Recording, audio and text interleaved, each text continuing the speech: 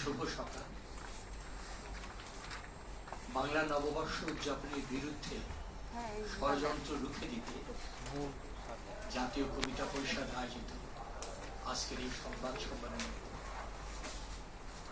সাংবাদিক, লেখক, বুদ্ধিজীবী, কবি, সাহিত্যিক এবং সচেতন নাগরিক সমাজে যারা উপস্থিত হয়েছে জাতীয় কবিতা পরিষদের পক্ষ থেকে আমি তাদেরকে আন্তরিক অভিনন্দন, ধন্যবাদ এবং হৃদয়স্ন ভালোবাসা জানাতে চাই। সুপ্রিয় সাংবাদিক বৃন্দ, প্রিয় সংস্কৃতি কর্মী ও সচেতন নাগরিক সমাজ,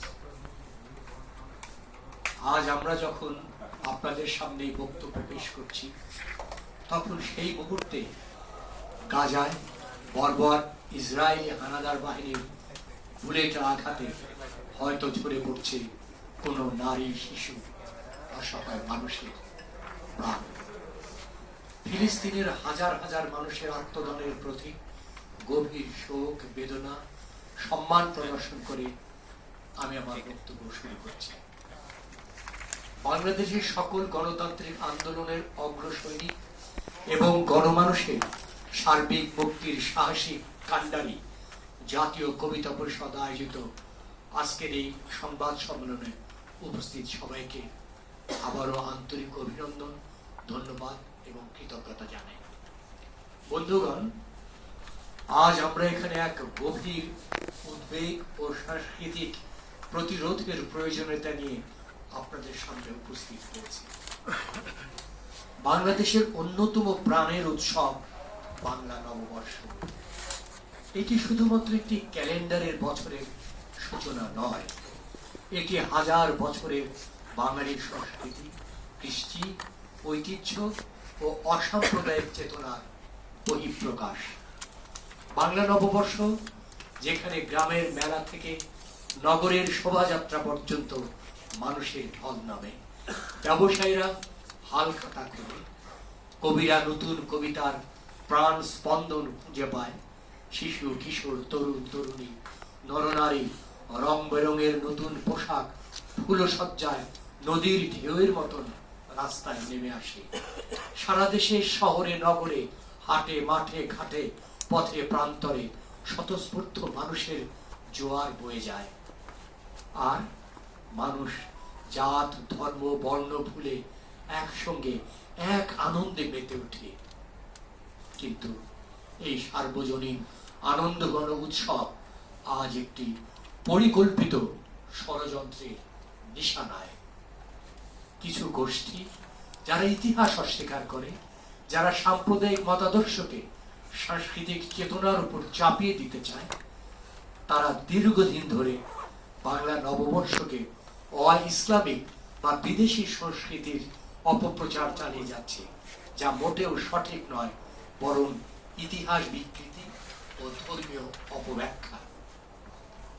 উপস্থিত বন্ধুগণ, মূলত বাংলা নববর্ষের মূল ইতিহাস হচ্ছে মোগল সম্রাট আকবরের আমলে কৃষি ও খাজনা ব্যবস্থার সহজীকরণের উদ্দেশ্যে প্রবর্তিত বাংলা সন। 1556 খ্রিস্টাব্দে 10ই মার্চ বা 992 হিজরিতে বাংলা সন গণনা শুরু হয়। তবে এই গণনা পদ্ধতি কার্যকর করা হয় আকবরের সিংহাসন আরোহণের সময় 5ই নভেম্বর 1556 থেকে। প্রথমে এই সনের নাম ছিল ফসলি সন, পরে বঙ্গাব্দ বা বাংলা বর্ষ। এটা কোনো ধর্মীয় উৎসব নয়, বরং প্রশাসনিক আয়োজন থেকে উৎসারিত একটি ক্যালেন্ডারের ব্যবস্থা। অথচ আজ এক শ্রেণীর লোক ধর্মীয় দৃষ্টিকোণ থেকে এটি হেয় করার অপচেষ্টা চালাচ্ছে।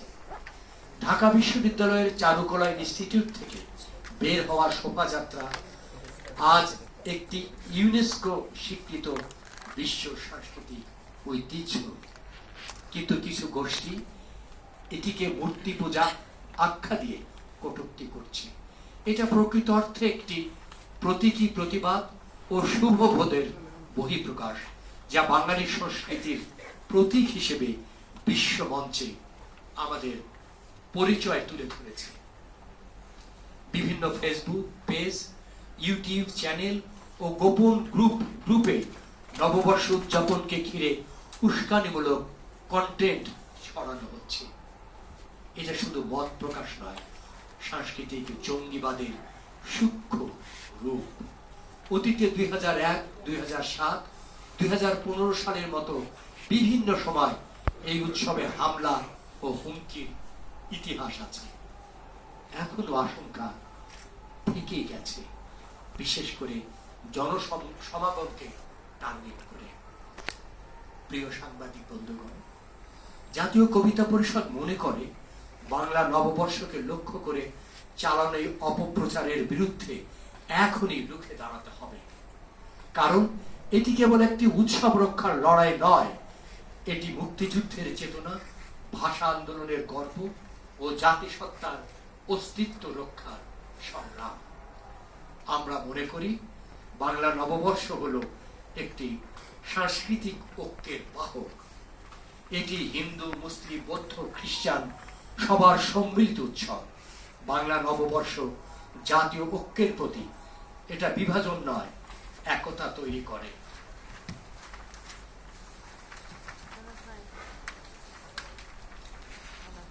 বাংলা নববর্ষের এবারের শোভাযাত্রায় বাঙালি ছাড়াও 27টি জাতিগোষ্ঠীর অংশগ্রহণ থাকবে, যা এই ঐক্যকে আরো বৃহৎ, শক্তিশালী ও সমৃদ্ধ করবে।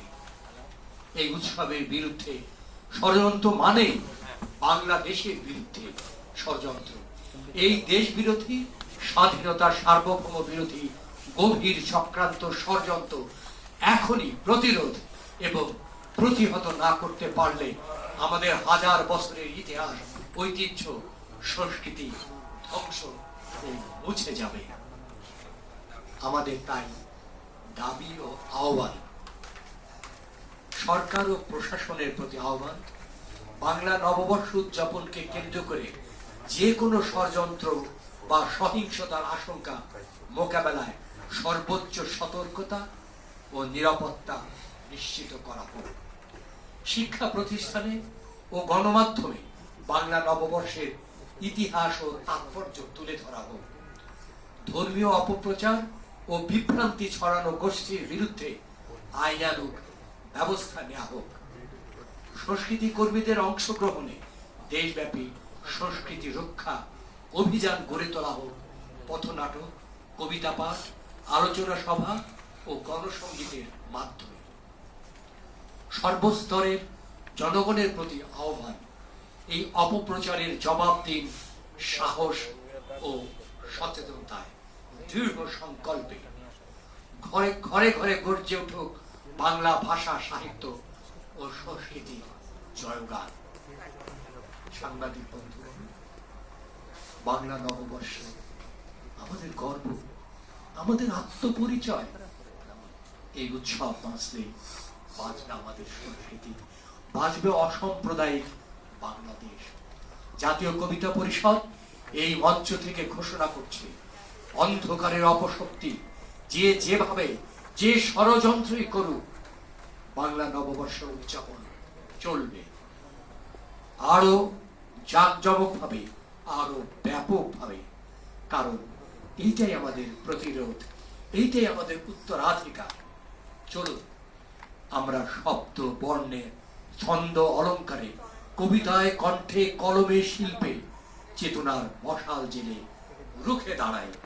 বলি, বাংলা নববর্ষের উপরে কোনো আঘাত আমরা মেনে নেব না।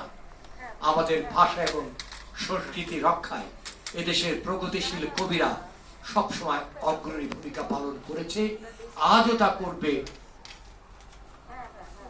এই আমাদের দৃঢ় প্রতিজ্ঞা। জাতীয় কবিতা পরিষদের কবি ও কর্মীরা প্রয়োজনে জীবন দিয়ে হলেও মাতৃভাষা ও সংস্কৃতিকে রক্ষা করবে। বাংলা নববর্ষ উপলক্ষে পহেলা বৈশাখের উদযাপনের এই ঐতিহ্যকে ধরে রাখবে।